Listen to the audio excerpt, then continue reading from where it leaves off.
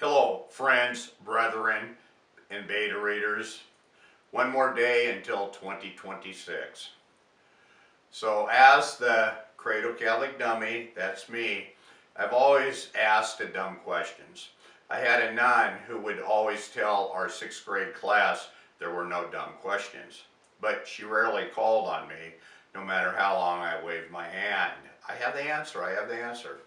Recently, a fellow brother asked if I now detested the Catholic Church after listening to some of my CCD videos, Cradle Catholic Dummy videos. I get and understand his question, but the answer is no.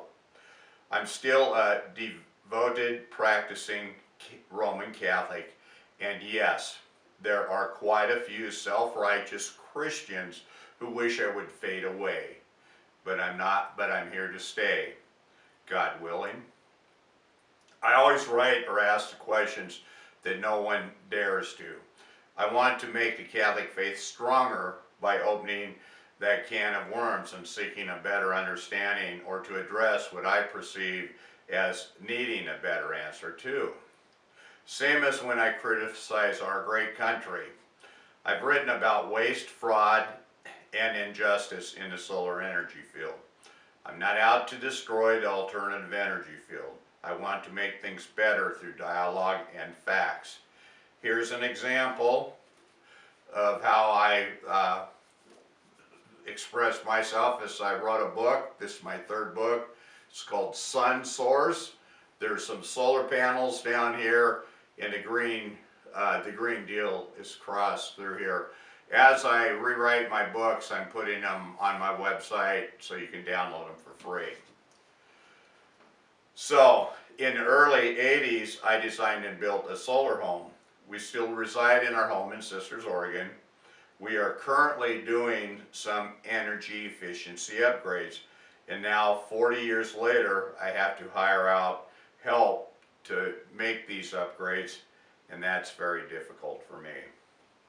I had also worked in the solar industry, and that is where I observed that too many unrealistic promises were made to secure tax dollars and entice investors. Converting sunlight into watts was never very high on many solar companies' hidden agendas. It was more of a feel-good, go-green lie chasing taxpayers' money.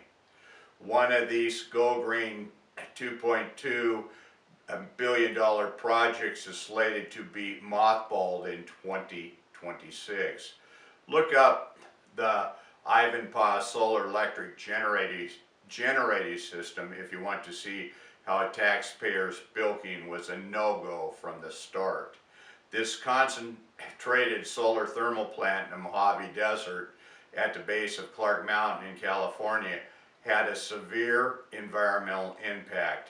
It killed thousands of more birds than the spotted owl falsehood ever did. Look up Ivanpah if you're interested. It is pretty discouraging. That's spelled I-V-A-N-P-A-H. So, now I'll open my can of worms and ask a question I have asked many times over my 70-plus year on my Catholic journey. January 1st, that's tomorrow for me, is the Solemnity of Mary, the Mother of God. It is a holy day of obligation, which means that I'm obligated to attend Mass. And yes, I do pray the rosary, asking for Mary's intercession during my prayer walk on most days. And more recently, when I wake up at 3 in the morning, I've been saying a rosary with her, and she helps settle some of my family and friends' uncertainties. Afterwards, I'm able to fall back to sleep for a needed rest. It's working better than counting sheep. So, here is my question. Why don't we call the first day of obligation, which is on New Year's Day, the Solemnity of Mary, the Mother of Jesus, instead of the Solemnity of Mary, the Mother of God? I'll repeat that, and if anybody wants to comment or has an answer, I'd really appreciate seeing it in the comments. Here's the question again.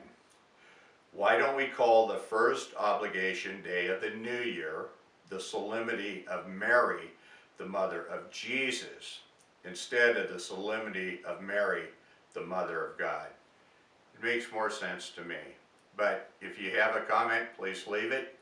I'm wishing everybody a good new year, prosperity, and any issues, I hope they get resolved in 2026. So with that, wishing everyone infinite peace and good night.